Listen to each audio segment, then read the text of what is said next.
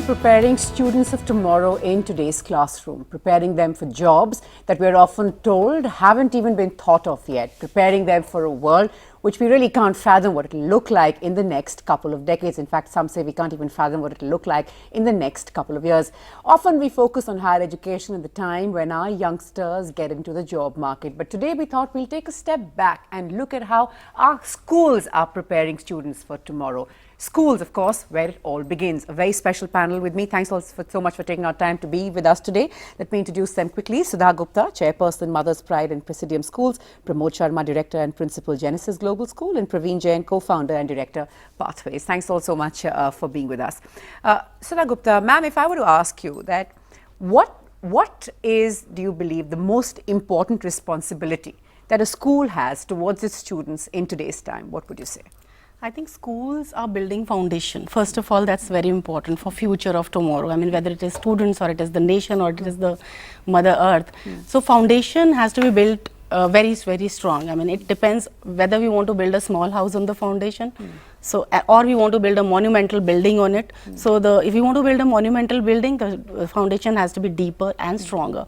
So I think curriculum, whatever it can be, policies, it can be whatever. So we are here to basically think of what is our role, what is our responsibility here.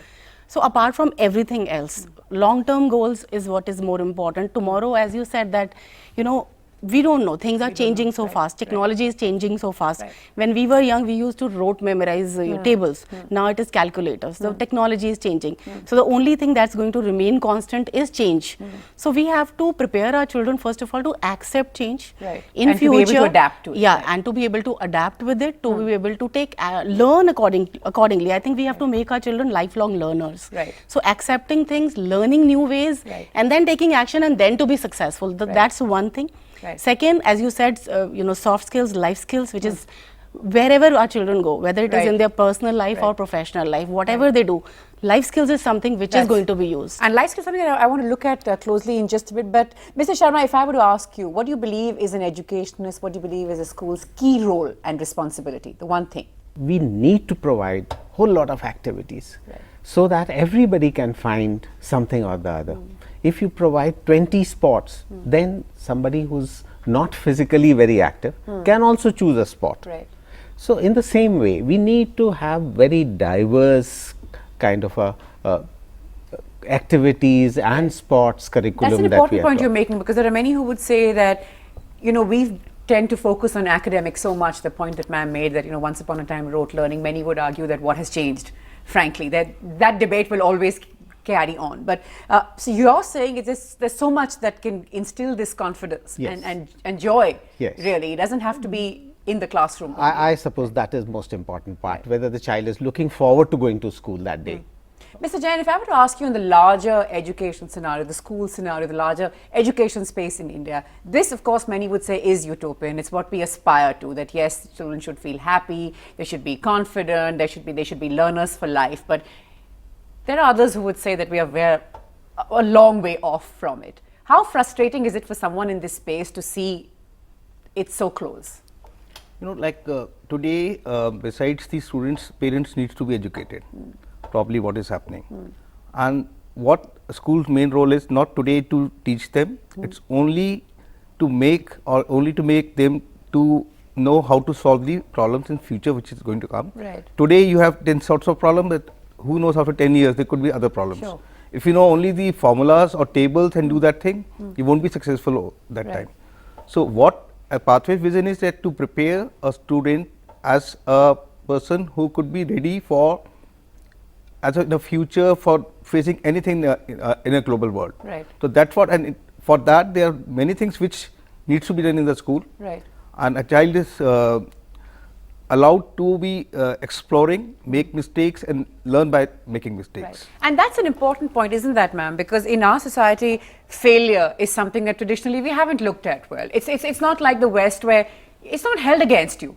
You know, it's okay to fail, it's okay to start again, it's okay to fail again, as long as you are learning, as long as you're sort of adapting all of that. There's of course a new generation of our entrepreneurs and startup founders who are learning from failure, but as a society, it's not something that we adapt easily to, and our children are sort of taught very early on that winning is everything.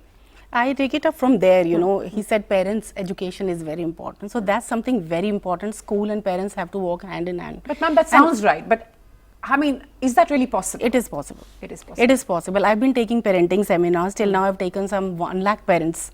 And it really makes a difference, although it is tough.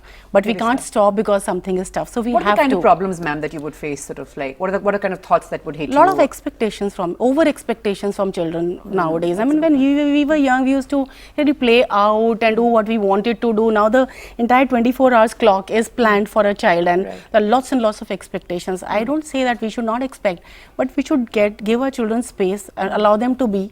Allow them to be children, enjoy life, learn from their own experiences. And when you said failure, that's something very, very close to my heart. You know, we prepare our children for dealing with success because we always want them to be successful. I think we should prepare them to deal with failures. No matter how knowledgeable we are, no matter how talented we are, how even confident we are. I think confidence is important. But I think at one point of time, if we are not emotionally strong, we cannot deal with our upsets, our frustrations, our irritations in life. I don't think we can utilize any of our trainings and any of our learnings. Which is why we need a 360-degree approach, isn't that, Dr. Sharma? Because you need society, you need parents, you need schools, you need family, you need everyone to come together. The point that ma'am is making, the stress, the unfortunate incidents that we keep hearing about, because again, we've told our students, and unfortunately, it's not just telling our students, but our system is such that if you don't get 100%, you don't make it to the top institutions, you're expected to really get an A+++ now. You know, we have come to that. It is, and it's just a bubble. But it needs to change, and all of us are understanding that it is not possible for a child to continuously get 100% in every subject, and it is more important for him to be a critical thinker, more important to be a problem solver, more important to be creative, and these are the skills which will be required an inquirer, as we all know. So I think the whole approach needs to change. The schools need to be nurturers rather than just do assessment all the time. So I think like it used to be swanta sukhay, apne sukh ke liye karna chahiye. So it needs to move into that area. The schools need to move about, you need to think about happiness. She talked about stress. Now, how many schools do meditation? And how many, today the whole world is talking about mindfulness and the workshops on mindfulness and how these techniques can be used in day-to-day life to remove the stress and to improve relationships. I think time has come that we need to, schools need to start thinking on Mr. this. Jain, we've been talking about the system and its flaws and what needs to be done, and how it's the point that Mr. Sharma is making, that we need to realize that students can't be maxing every paper. Certainly all students can't be maxing everything every time. It's not possible, and there can't be any sort of one size fits all. We have to be prepared for these diversities. But do you believe that we're even sort of, despite all the talk, there's any action on really seeing this real change in the system, as it were? See, for sure, like in India, it's a very old history of Gurukul system, where academics was not the only thing, and they were taught skills. But when Britishers came, they changed the system. They wanted babus. That's why they created BA and MA. BA and MA was only to get their babu in clerks. Somehow, and that's why the Indian NCRT, they continued with all these things. But when we talk about international education, there is no space for failure. Like in IB, there are grades. There are 6 subjects. If they get normal grade in 6 subjects, they get diploma. But then there is certificate. If you are able to do even 3 or 4 subjects, you are not fail. You get that certificate, and wherever in the world, they have the opportunities to go for that university. Sure. And similarly, like from grade 9, they are giving choices, and it is not like what CBSE, that either it's science stream, commerce stream, or I see the point you're making. yeah, Right. They have to choose one subject from each group, like one sciences, one humanities, one English, one maths, something like that. Until grade 12, they have multiple choices to look for what they want to do. They have, whether a person who wanted to do something like in business could go for engineering, could go for any other thing. So that 4 years prepares a child to think for his future. Right, which is of course what we need. But if I could just ask you all to take a step back from your own institutions and look at the larger picture for a moment, because the critics would say that students who come to all of you are perhaps coming from the more privileged backgrounds. There are students who really have the point you're making, do these different boards, have the world really at their door. But if you look at the country, the size of India, if you look at our numbers and see the education that is available to every child, we're still not in a position to guarantee basic quality. We're not even saying top world-class quality, but quality, reasonably decent quality education to every child in the country. That is our big problem, isn't that, ma'am? No, I really feel that in that case, every school is a good school, because when we're talking about future, I mean, we're talking about what kind of human beings, what kind of citizens do we want to create. So what is the purpose of education? So I've just coined 3 words for it, that to be able to live a life which is happy, successful and powerful. When say happy is happy, successful is converting your dreams into reality, and powerful is contributing to others. So I think it's beyond curriculum, and it's beyond facilities, and it is beyond boards. Any teacher in a school, in a village, I think sometimes they do a better job in inculcating positive attitude in children. When we're talking about life skills and soft skills and your courage and decision making, these things, I think it doesn't depend on any curriculum, it doesn't depend on any facility also. But we're also looking at a scenario where teachers don't turn up in schools, where schools are schools naam ke vaste, for instance. And the big problem with teachers in this country, if you ask a group of youngsters today how many want to get into teaching, and you know they're the more privileged, they've been to our top institutions, I'm willing to bet that very few would raise their hands, wouldn't they, Dr. Sharma? So we've sort of taken this sort of pride in this. We haven't made teaching also mainstream. So we have a whole generation that doesn't even want to get into it. Yes and no. Okay. But I want to take it from what Mr. Jain said about CBSE.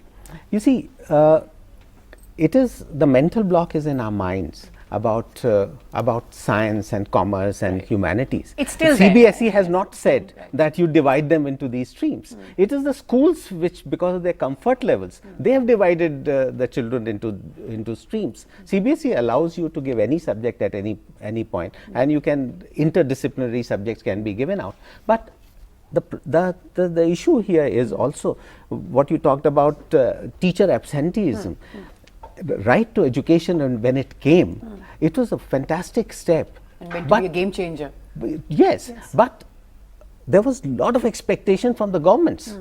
The government school standards, the government school facilities. Today, the situation in this country is that the good schools complete the practical syllabus, and they have facilities to complete the practical syllabus. The bad schools have nothing.